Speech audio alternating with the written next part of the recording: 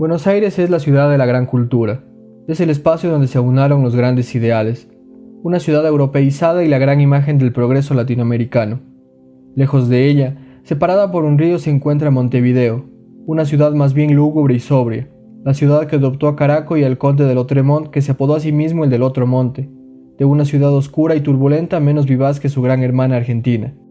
El Montevideo de Onetti es la ciudad de los silencios, que pese a estar cerca del mar prefiere apartarse y hablar con Bosqueda solo para unos pocos. Un espacio cuya representación más fiel se encuentra precisamente en la extensa saga de Santa María, proyecto literario que Onetti desarrollaría a lo largo de varias décadas y en el cual consolidaría una de las ciudades literarias más complejas y completas del ideario ficcional. Bienvenidos a Las Palabras y las Cosas. En este video analizaremos cómo Onetti reflejó en su ciudad ficcional sus mayores traumas y cómo convirtió un espacio ficticio en un refugio de sus pensamientos y de sus acciones. Igual como se construye una ciudad real, Santa María se va edificando de a poco. Palabra tras palabra, la ciudad aparece primero como un murmullo, y luego con el paso de las obras se presenta como un organismo vivo y perfectamente estructurado. Los personajes que habitan Santa María no la describen más allá de lo realmente necesario. Lo que hacen es transitarla, habitarla como un cuerpo fragmentario hecho de retazos, de partes pobladas y despobladas, de lugares sombríos y abandonados y de lugares nuevos que llegan a reemplazar a la ciudad vieja. Por supuesto, la ciudad evoluciona igual como lo hace el autor. Crece poco a poco y cuando llega a su cumbre empieza a envejecer. La ciudad comienza a desmoronarse ya en el Juntacadáveres cuando somos partícipes del inicio del ocaso de la ciudad. En El Astillero, con un protagonista envejecido y al borde de la muerte, igual que él, la ciudad está al borde del colapso.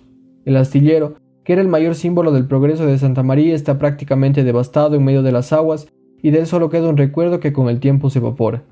La primera referencia que tenemos de Santa María la encontramos en La vida breve, novela publicada en 1950. En esta obra, Brausen, el protagonista, vive con su mujer mutilada de un seno tras una operación por cáncer. Brausen desea escapar de su vida cotidiana. Anhela poder salir de aquel espacio que lo oprime y dejar a Gertrudis, su esposa.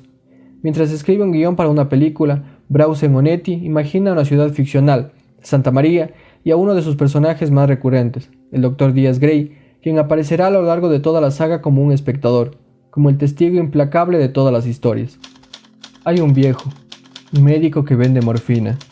Todo tiene que partir de ahí, de él.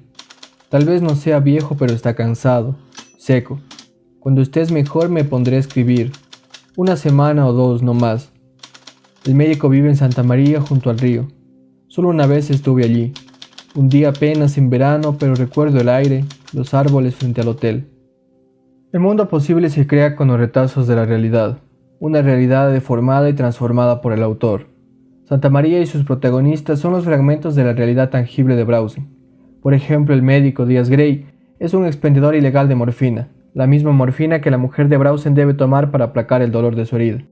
De la misma manera, Brausen, igual que Onetti, escribe por una necesidad.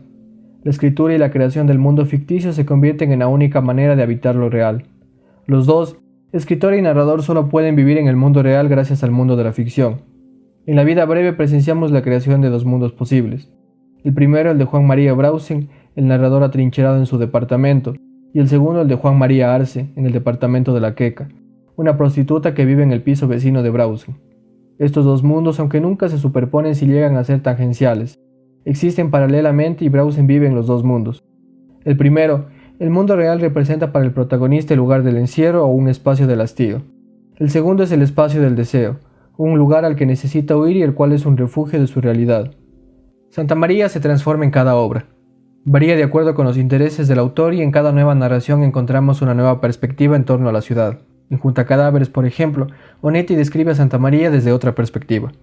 Y sin embargo ahora, al contar la historia de la ciudad y la colonia en los meses de la invasión, aunque la cuente para mí mismo, sin compromiso con la exactitud de la literatura, escribiéndola para distraerme, ahora en este momento imagino que hay un cerro junto a la ciudad y que desde allí puedo mirar casas y personas, reír y acongojarme. Puedo hacer cualquier cosa, sentir cualquier cosa, pero es imposible que intervenga. El autor construye la ciudad en la medida que la explora. Igual que un caminante, redescubre las calles con cada paso que da. Inventa al pueblo, inventa a sus habitantes, que serán a partir de su creación extensiones de su propia persona, pero también sus compañeros de viaje. Igual que el autor, los sujetos de Onetti son mónadas cerradas, arrinconados en sus pensamientos y en sus propias vidas. Viven igual que el escritor atrincherados y apartados de las calles. Son sujetos incomunicados e incomunicables, pero que pueblan las calles por una necesidad angustiante. Las pueblan por el deseo de escapar de su realidad inmediata. Habitan los bares, los salones y los burdeles, los únicos lugares en los cuales encuentran un punto de fuga para la represión en la cual viven. De acuerdo con Vargas Llosa, Santa María es la ciudad que se inventa con los sueños. Es una ciudad hecha con el recuerdo y como tal que funciona solamente con la memoria. No es tampoco una ciudad estática ni consolidada a una estructura sin cambios. Y en la vida breve, la ciudad aparece edificada mediante unos patrones que no se seguirán en las demás obras. Santa María es para Onetti el prototipo de una ciudad latinoamericana de provincia, una ciudad pequeña que se va expandiendo poco a poco. Este espacio ficcional es una ciudad mágica no realista, precisamente porque el propio autor se deslinda de la realidad, Buenos Aires, para crear así la fantasía Santa María. La última aparición de la ciudad se encuentra en Dejemos hablar al viento, novela publicada en 1979.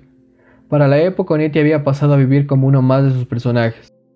Más por hastío de la ciudad que por misantropía, pasó a refugiarse en un departamento madrileño leyendo, fumando y bebiendo. Onetti en Dejemos hablar al viento resucita la ciudad de sus mejores obras para de una vez por todas aniquilarla en un incendio y dar por concluida la larga saga de novelas y cuentos que tenían como protagonista aquel pueblo. En conclusión, Santa María, igual que el Montevideo de la primera mitad del siglo XX, no es la ciudad letrada ni una ciudad de intelectuales. Es más bien la representación de una ciudad apartada de América Latina poblada por los rezagos de la cultura oficial. A diferencia de la Montevideo actual, una de las ciudades con el nivel educativo más alto de la región, Santa María es solamente un pueblo de provincia dominado por el poder político y el poder eclesiástico, un pueblo conservador que se arrastra intentando no perecer, pero que pese a la esperanza del progreso ha quedado retrasado y está en aras de la desaparición.